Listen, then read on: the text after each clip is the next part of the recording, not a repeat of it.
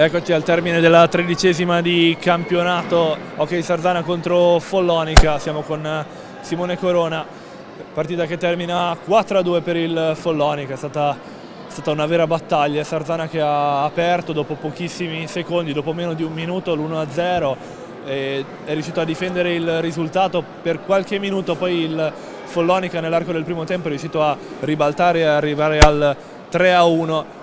Secondo tempo che vede il 4-1 del Follonica, poi 4-2 del Sarzana con il rigore, e dal 4-2 è iniziato un assedio del Sarzana che però non è riuscito, nonostante tante occasioni, tanti tiri, tantissime situazioni, a trovare il 4-3 e a riaprire veramente la partita.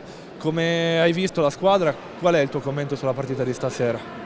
Il commento è difficile analizzare queste partite. Se fossimo stati in un altro momento avrei detto che tutto sommato non è stata una brutta partita. Ci abbiamo creduto, loro hanno delle individualità grandi, ricordiamo che hanno pareggiato contro lo Sporting Lisbona in Supercoppa Europea, però facciamo un po' il bilancio alla fine di questo girone d'andata e alla fine il nostro palazzetto sta diventando un fattore negativo e questo c'è grande dispiacere da parte di tutti noi che ce la stiamo mettendo tutta, ci stiamo impegnando, sembra di vivere un po' in una dimensione strana perché usciamo sempre con quell'amaro in bocca di potevamo ma non ce la facciamo, e l'episodio, la sfortuna.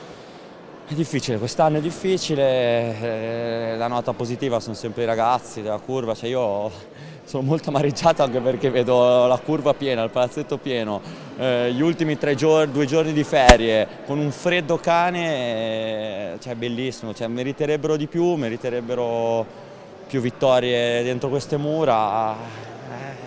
Abbiamo ora un girone di ritorno con un innesto in più, speriamo ci dia una mano dal punto di vista offensivo.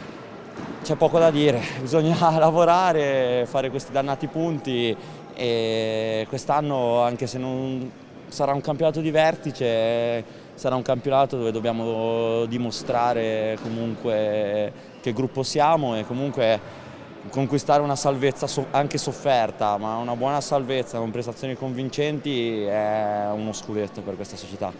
E quindi niente. Auguri a tutti, non so cosa dire perché sono veramente con poche parole.